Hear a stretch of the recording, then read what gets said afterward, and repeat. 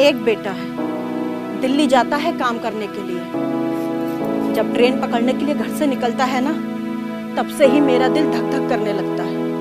मैं तो समझाती हूँ, बेटा मत जा। वो कहता है माँ यहीं रहूंगा तो खाएंगे क्या। अब मैं उसे कैसे बताऊं कि जब वो चला जाता है तो भी कहाँ खा पाती हूँ।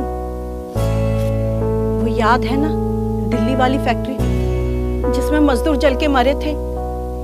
रातों को नींद नहीं आई। जब फोन पे बात हो गई तब कहीं जाके तसल्ली हुई कि मेरा बच्चा बच गया। पर मरने वाले भी तो किसी के बच्चे होंगे, उनको तसल्ली कैसे हो। 15 साल हो गए इस सरकार ने एक रोजगार तक नहीं दिया।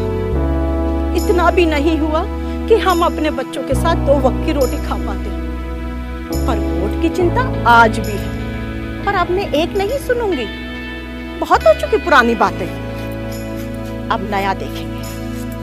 अब इनके वश में कुछ नहीं है। हाँ, तेजस्वी है होनहार, अब वही संभालेगा बिहार। पलायन के दंश से बिहार को मुक्ति दिलाते हैं। चलो इस बार तेजस्वी को लाते हैं।